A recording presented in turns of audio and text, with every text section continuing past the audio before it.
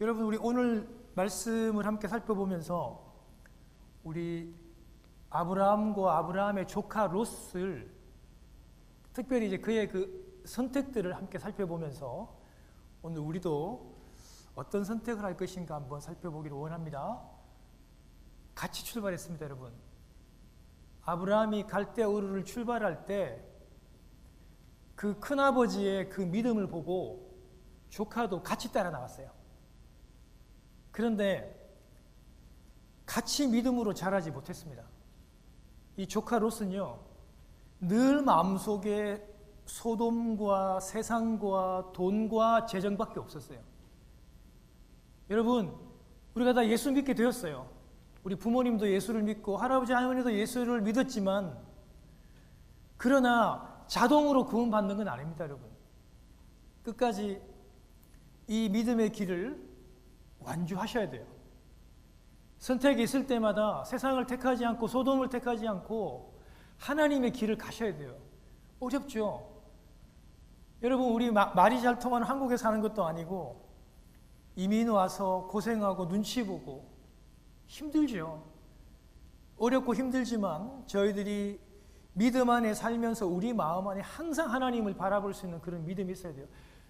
여러분, 제가 계속 누누이 말씀을 드리죠.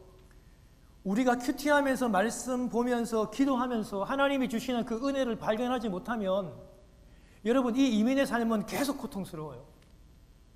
그거 여러분들이 발견하셔야 돼요. 그리고 제가 그거 발견할 수 있도록 제가 또 우리 가족이 여러분들을 지금 돕고 있는 겁니다. 힘들지만 제가 영상도 올리고 힘들지만 또 큐티책을 사와서 여러분들에게 이렇게 배달하는 이유는 이런 작은 수고들이 좀 여러분들이 하나님과 좀 깊이 좀 가서 좀 만나고 하나님과 교제하고 하는 그 방법들을 돕기 위해서 저와 우리 가족이 이렇게 섬기는 겁니다, 여러분. 여러분, 가만히 있다가 뭐 천국 가겠지.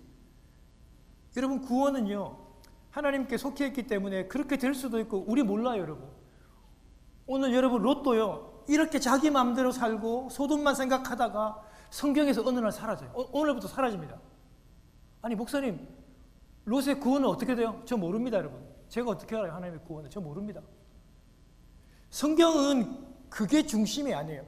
롯이 구원받았나 구원받지 못했느냐가 중심이 아닙니다. 그게 관점이 아니에요. 여러분, 정말 우리 이 땅을 살아가면서 덥고 힘들고 위기가 오고 두렵습니다. 그렇지만 끝까지 이 말씀 붙잡고 우리가 신앙생활 잘 하시기를 바라요. 그렇지 않으면 자꾸 흔들립니다, 여러분.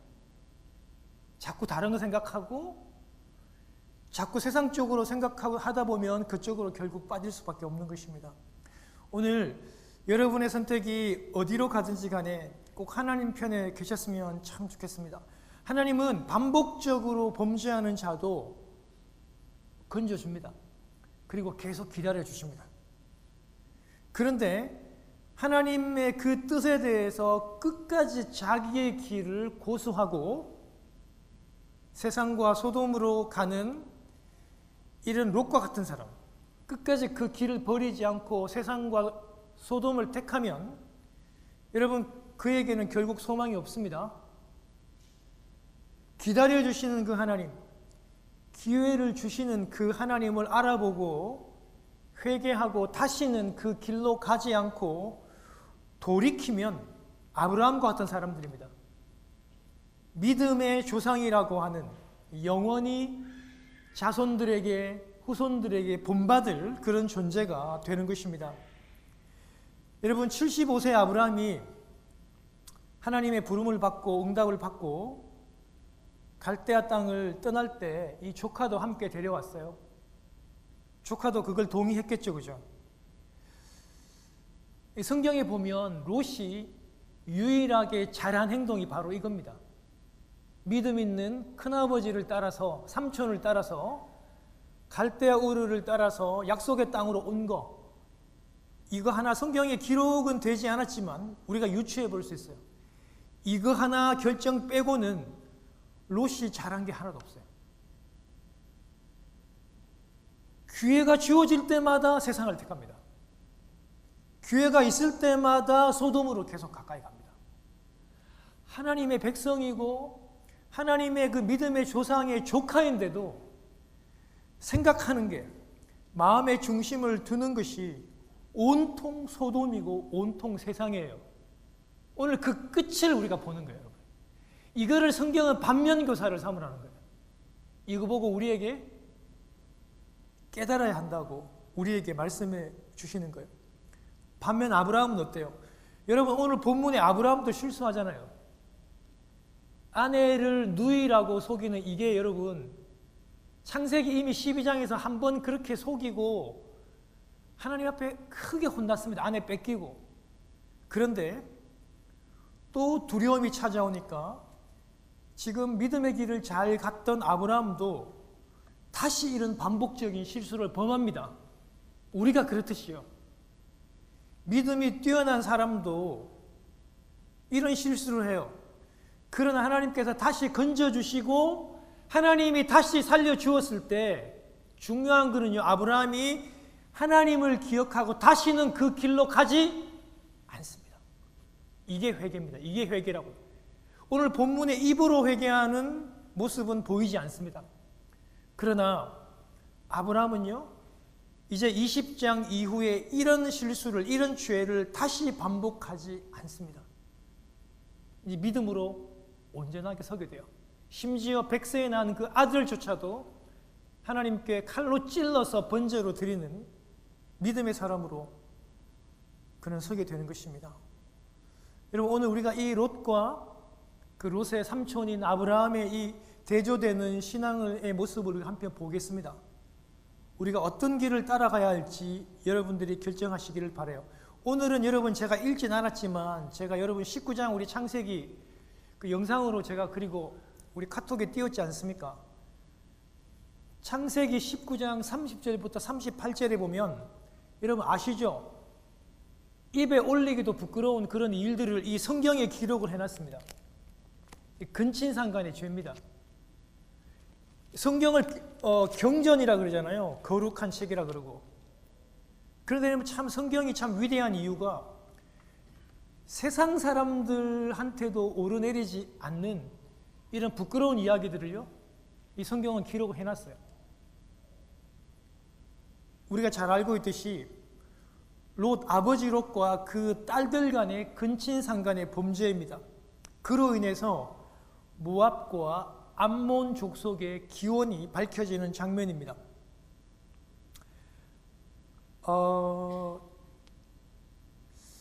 저는 여러분 오늘 이 폐륜적인 이런 사건들을 성경이 우리들에게 공개하고 세상에 다 공개하잖아요. 그죠? 공개하는데 저는 이걸 참 느꼈어요. 그러니까 하나님 없는 중심, 그 롯과 그 딸들이요, 소돔이라고 하는 세상에 살면서 그 물을 온전하게 안 빼잖아요. 그 정신을 온전하게 안 빼면 그 결말이 정말 죄를 짓는데도 입에도 담기도 부끄러운 그 극도의 폐륜적인 죄로 연결된다는 거예요. 여러분 한번 상상해 보세요. 아무리 딸들이 여러분 타락했다고 해도 아버지를 술로 유혹해서 그 자손을 이어가려고 하는 생각들을, 이거 정상적인 가정에서 이런 생각을 할 수 있겠습니까? 예수를 믿고 안 믿고를 떠나서 사람이라면 여러분 이건 절대로 정상적인 생각이 아니에요. 그들이 얼마나 소돔에 심취했는지를 보여주는 단적인 예입니다. 그리고 하나님이 이 일 이후로부터 아예 이 롯과 그 가족 자체를 성경에서 뺍니다. 더 볼 것도 없다는 거예요. 더 볼 것도 없어요. 이건 엄중한 경고입니다. 진짜로. 소돔이라고 하는 그 도시에서 살고 하나님이 계속 기회 주거든요. 빠져나오라고. 안 나옵니다, 여러분. 그 돈에 매여가지고 그 아까운 그 돈에, 그 땅에, 그 물질에 매여서 못 나옵니다. 그러면서 이렇게 철저하게 물들었던 그 가족들을 보게 되는 겁니다. 하나님께서 소돔을 제일 멸망할 때 롯에게 얘기합니다. 너 산으로 먼저 가야 돼. 롯은 어떻게 고집해요? 아닙니다. 못 갑니다. 다시 도시로 간다 그래, 롯이. 그 소알이라고 하는 작은 도시로 또 간대요. 그렇게 지금 도시에서 이렇게 멸망해서 이렇게 불로 태움을 당하는데도 또 도시로 가겠다고 그가 얘기해요. 하나님 천사를 통해서 허락했어요. 그런데 소알에 갔는데 그 도시가 또 너무 두려워서 또 산으로 간대요. 그래서 롯과 그 딸들이 산으로 가서 어디 사냐면 동굴에 숨어서 지냅니다. 여러분, 그 동굴에서 어떤 일이 일어났습니까? 딸들이 아버지에게 술을 이렇게 대접하고 먹이고 이런 근친상간의 죄가 그 굴에서 일어났습니다. 여러분, 딸들이 하는 그 이야기들을 오늘 우리가 읽었듯이 한번 잘 보십시오. 아버지는 늙었고 이 땅에서는 세상의 풍속대로 우리가 결혼할 남자가 없으니까 아버지를 취하게 하고 아버지에게서 씨를 받도록 하자, 후손을 남기자고 그렇게 이 딸들이 제안을 하고 술을 통해서 이 범죄를 실행하는 것입니다. 제가 아까도 말씀을 드렸듯이 정상적인 가정에서 자란 자녀들은 이런 생각을 할 수 없습니다. 얼마나 그 가정이 그 소돔의 세상적인 문화에 절어 있는지를, 완전히 오염되어 있는지를 우리는 알 수 있는 거예요. 하나님이 소돔과 고모라만 지금 유황으로 불태웠어요. 인근에 있는 도시는 다 괜찮아요. 딸들이 하는 말은 다 핑계입니다. 기다리면 돼요. 기다리면 얼마든지 결혼할 수 있는 기회가 있습니다. 그런데 지금 이 딸들이 되지도 않는 핑계를 대어서 아버지에게 그렇게 술을 먹여서 그런 짓을 하자고 딸들이 제안을 하는 겁니다. 여러분 생각해 보세요. 소돔이 얼마나 여러분 하나님께서 그 심판을 하시니까 급박하게 그들이 나왔어요. 천사들이요, 이 롯과 그 딸들과 아내들이 안 나오려고 하니까 어떻게 해서 데리고 나왔어요? 급하게 손을 잡고 나왔어요. 손을 잡고. 그만큼 급했는데 그들이, 롯과 그 딸들이 술을 가지고 나올 수 있었을까요? 술을? 제 생각에는요, 그때는 술을 절대로 못 가져왔을 거예요. 그럴 상황이 아니었어요.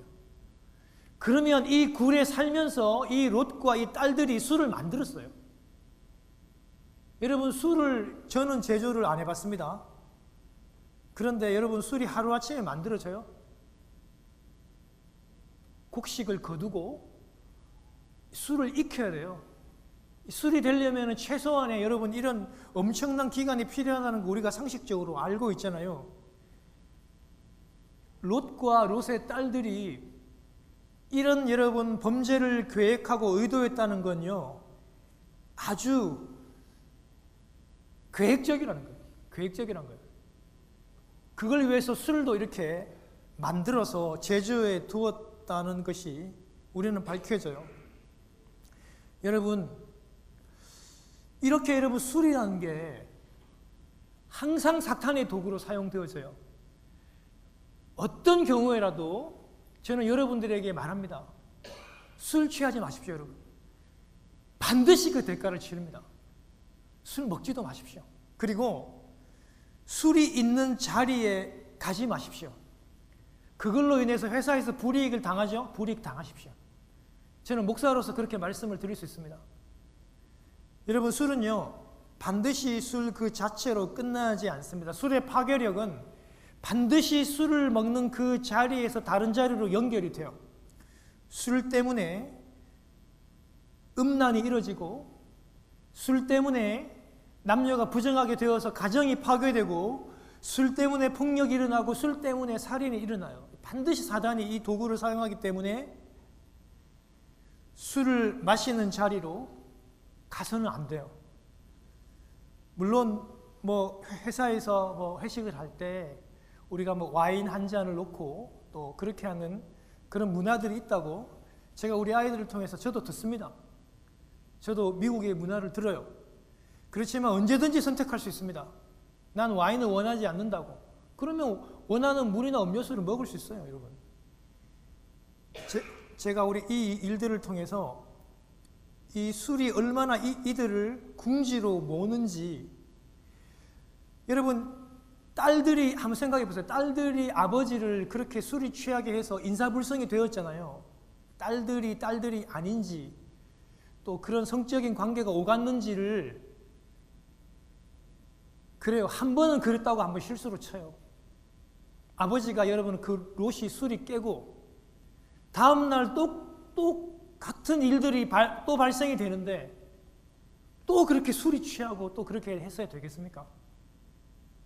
도대체 술을 얼마나 마셔야 이렇게 되는 것이고, 여러분 우리가 이런 모든 정황들을 살펴볼 때 이 세 사람은요 분명히 아주 술과 가까운 문화에 있었어요. 그리고 술이 취하고 술이 취해서 필름이 끊기기까지 가는 이런 문화에 아주 익숙한 사람들이었다는 거예요.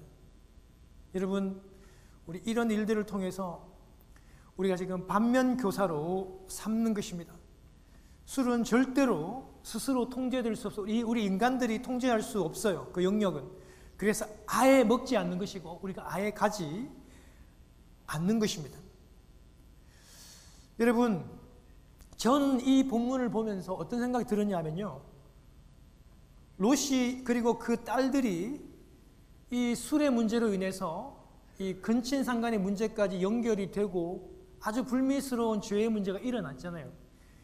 저는 이것 이전에 더 큰 문제가 뭐냐 하면 롯과 그의 가족이 소돔으로 가면서 다른 곳으로 가면서 하나님께 제단을 쌓거나 하나님께 예배했거나 하나님의 이름을 부르는 그런 장면들이 기록이 되어 있지 않아요.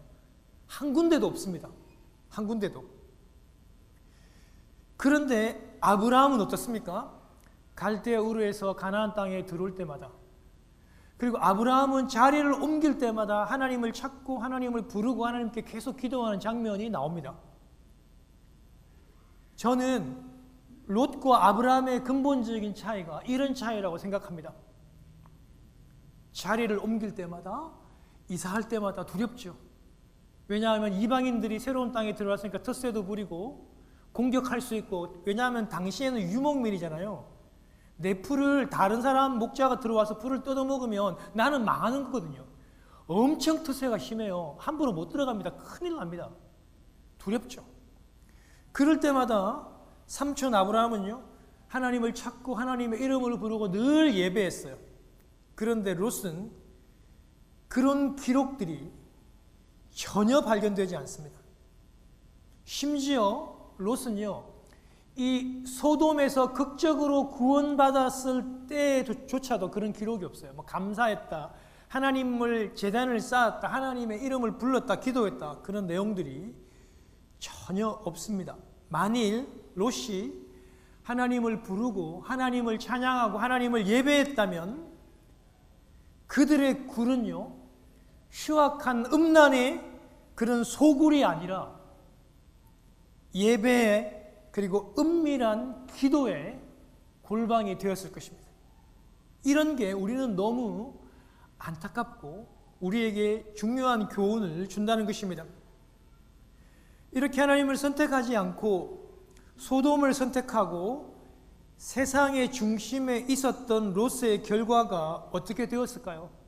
하나님과 교제하고 하나님과 예배하는 것이 없는 그 롯의 결과는 멸망입니다.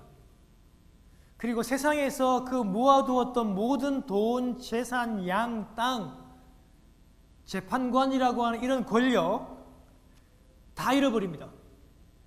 가족들도 다 잃어버리고, 심지어 여러분 두 딸과는 관계적으로는 괜찮았지만, 육체적인 관계가 괜찮았지만 영적으로 완전히 다 뒤틀립니다.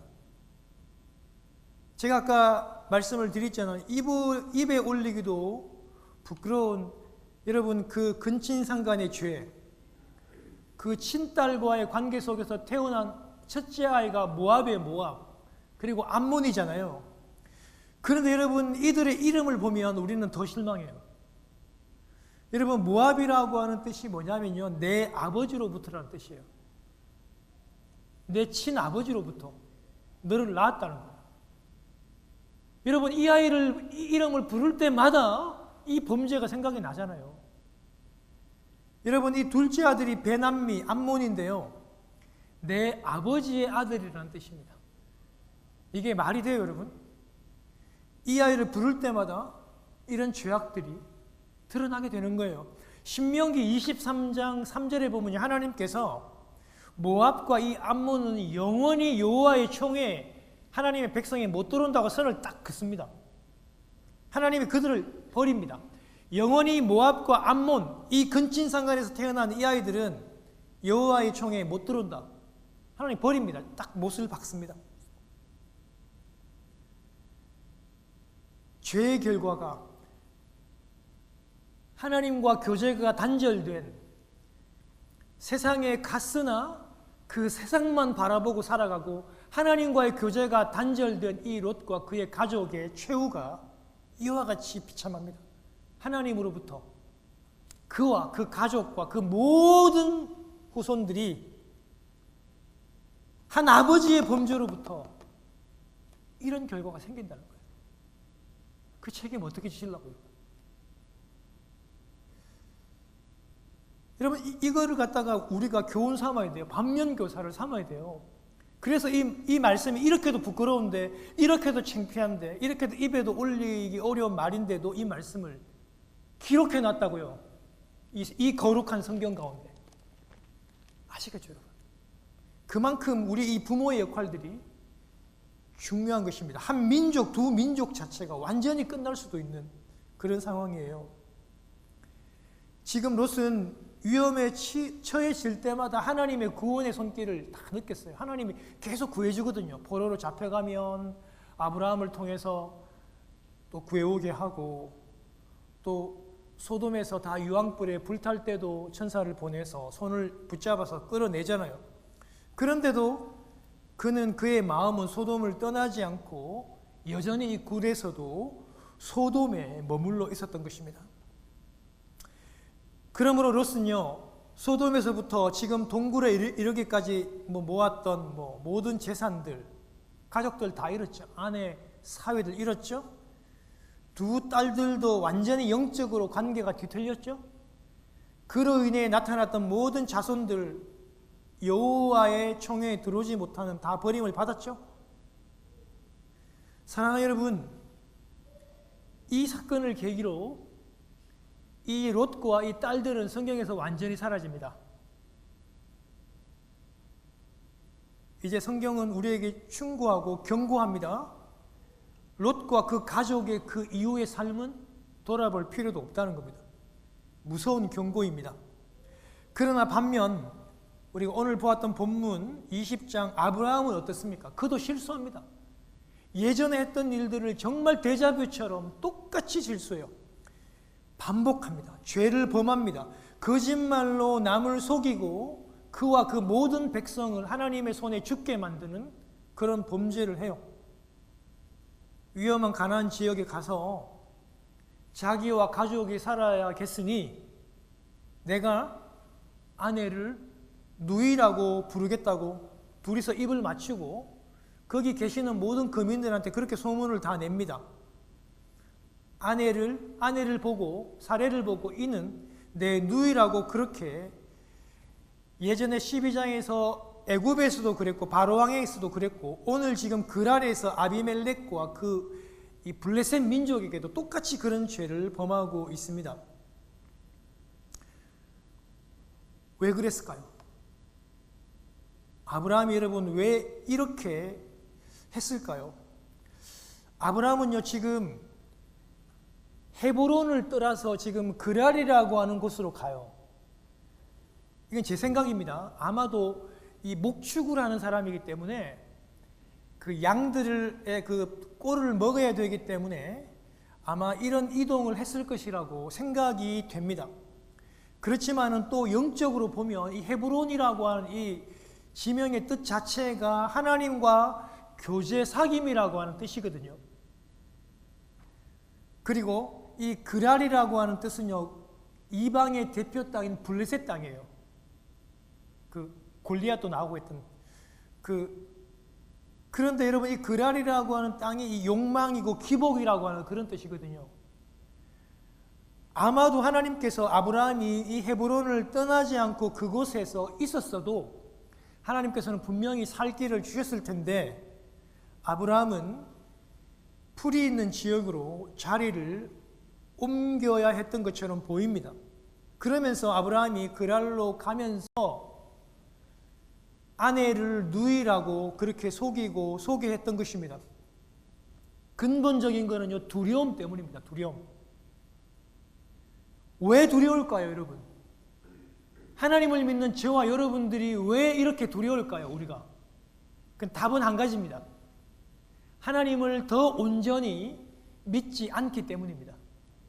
우리의 신앙이 느슨해지고 해이해지고 제자리에 머물기 때문에 우리에게 이런 큰 두려움이, 아브라함에게 이런 큰 두려움이 찾아오게 되는 겁니다.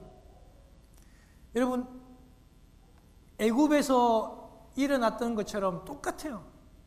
그랄에서도 그랄의 왕 아비멜렉이 사람을 보내서 사라를 자기의 후궁으로 그렇게 데려가 버립니다. 그런데 여러분, 사라의 지금 나이가 얼마냐 하면 89세입니다. 아브라함이 99세니까 89세의 사라를 왜 이 아비멜렉이 왜 그렇게 데려갔을까요? 왜 후궁으로 삼으려고 왜 데려갔을까요? 많은 학자들은 그렇게 얘기합니다.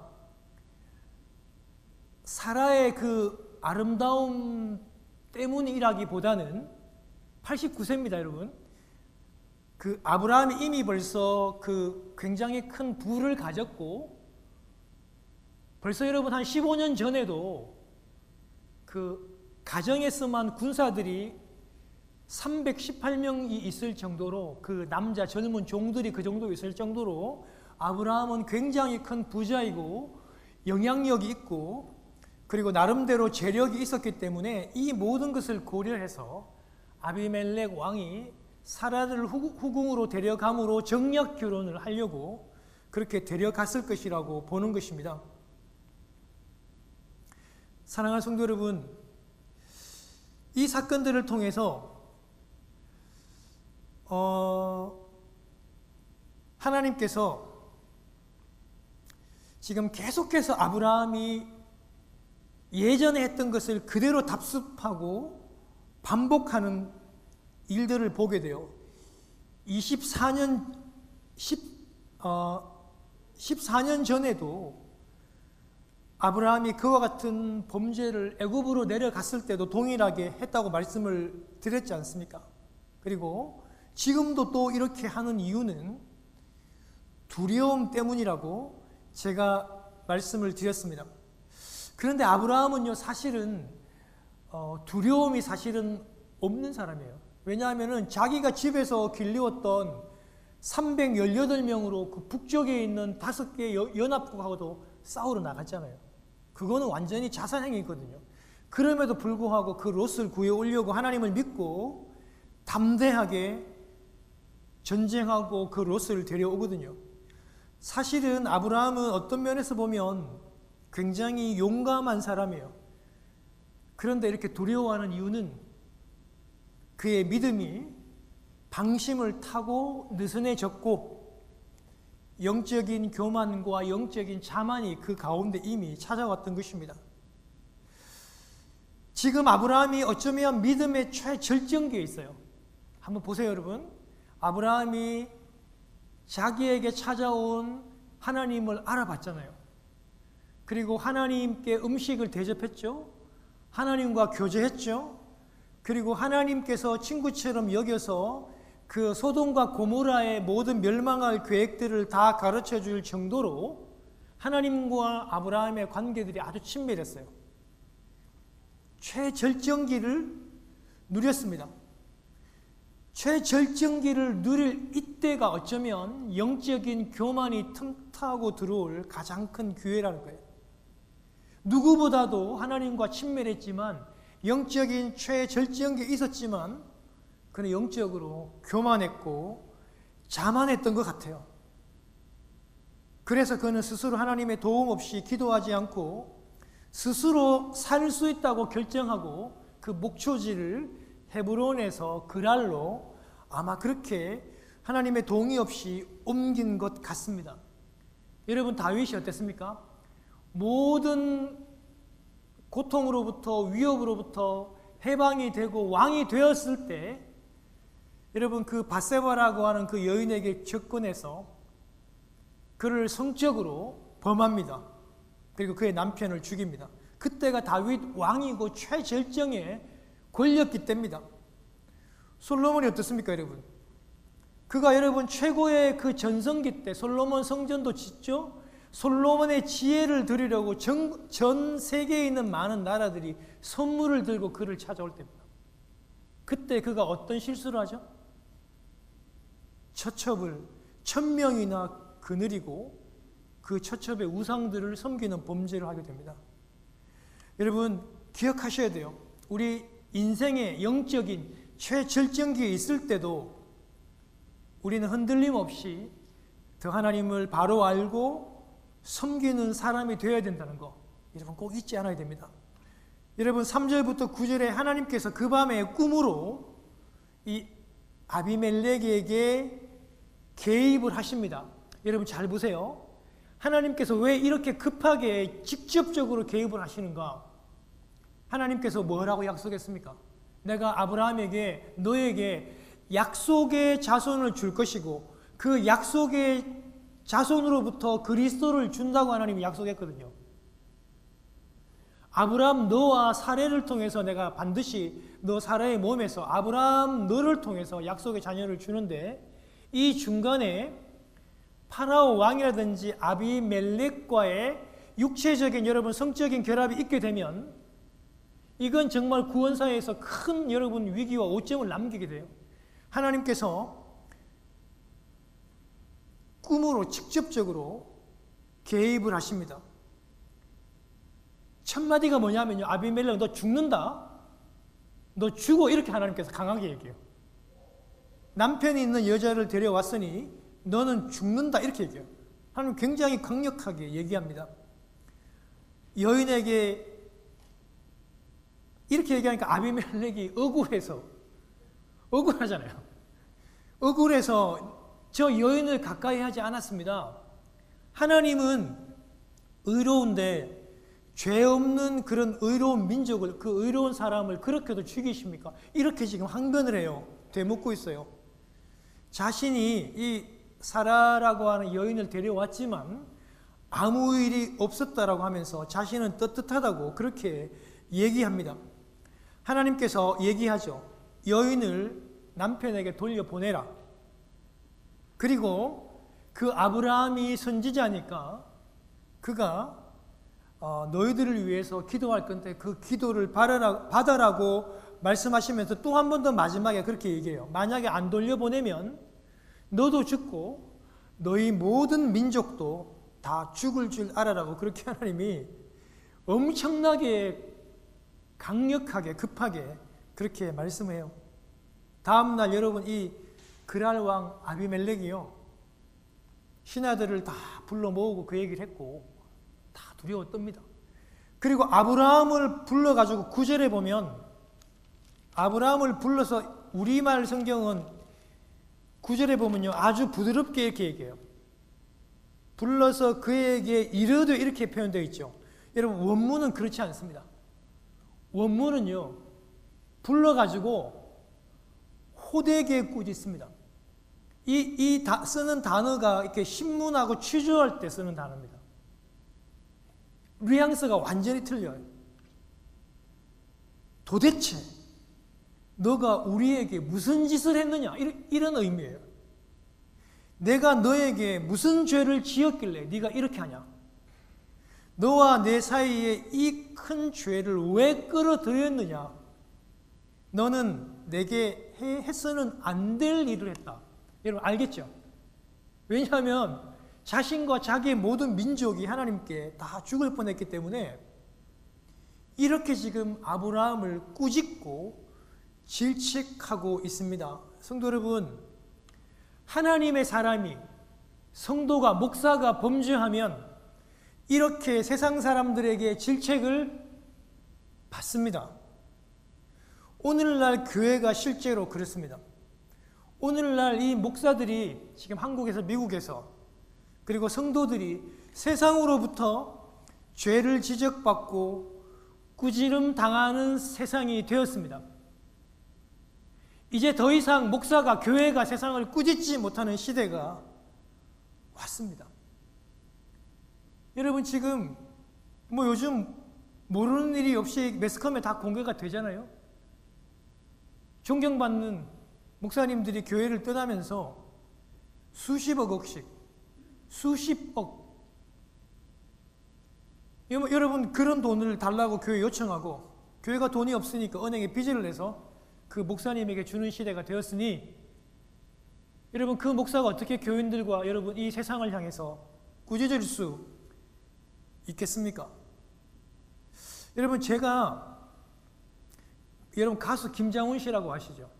그 어머님이 목사님이세요. 예전에 제가 일산 사역했던 일산 베델교회 옆에 있는 우리 그 청년들 위주의 교회 여자분이신데 어머님이 목사님이십니다.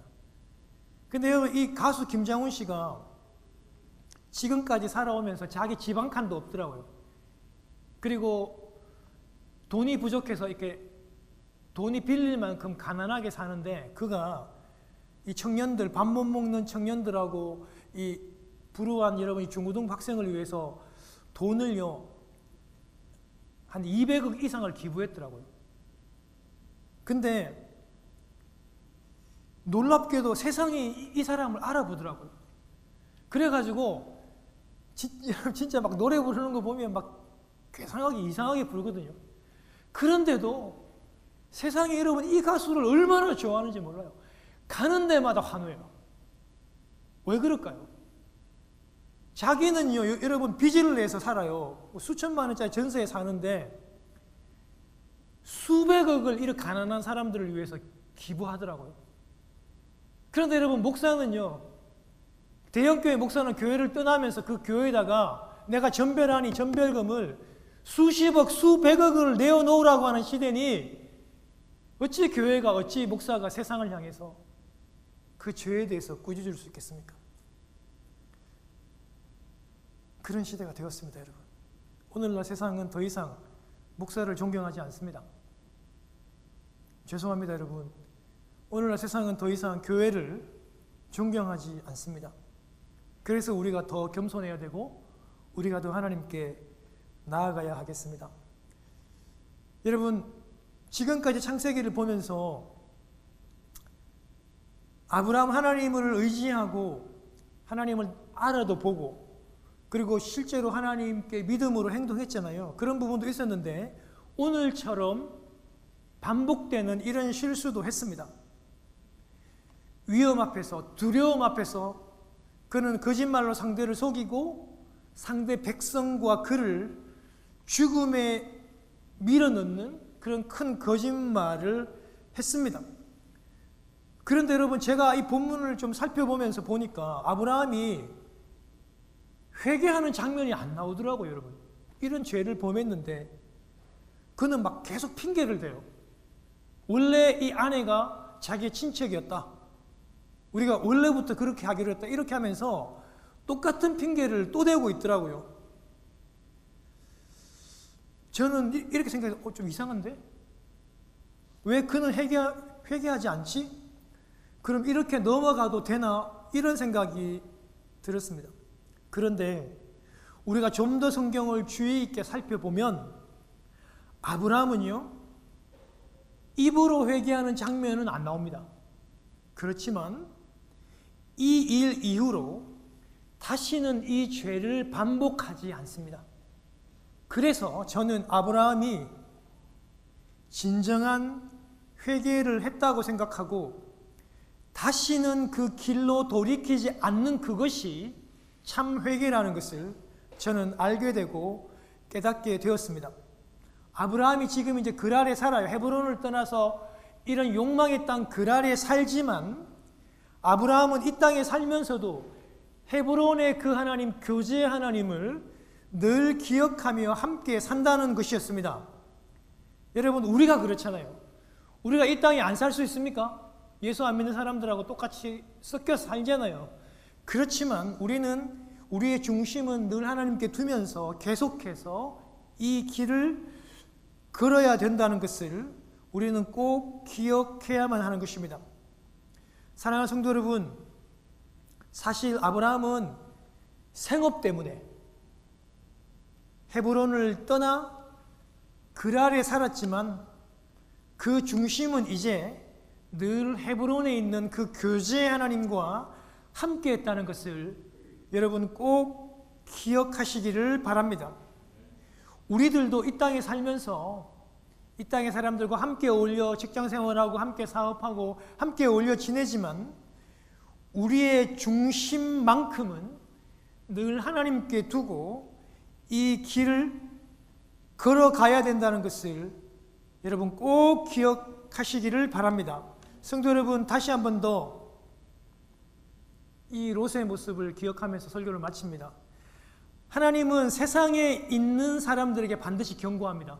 어떤 방법을 통해서든지 반드시 롯에게 경고하시고 사인을 주십니다. 전쟁을 일으키시기도 하시고 소돔이 멸망할 때 그의 손을 이끌고 그렇게 가지 않으려고 하니까 손을 이끌어서라도 하나님께서 끌어내시면서 그에게 경고를 하십니다. 무슨 경고일까요? 이런 소돔에 살지 말고 나와 함께 교제하자. 다시 예배의 자리로 나아가자. 다시 한 번 더 말씀을 읽고 말씀을 적용하는 그 자리로 나아가자고 하나님은 오늘 우리에게도 강력하게 이 롯의 모습을 통해서 반면 교사를 통해서 우리에게 얘기하시는 것입니다. 이번 한 주 동안도 우리가 롯의 길이 아닌 아브라함의 길을 선택하는 저와 여러분 되시기를 주님의 이름으로 축원합니다. 기도하겠습니다.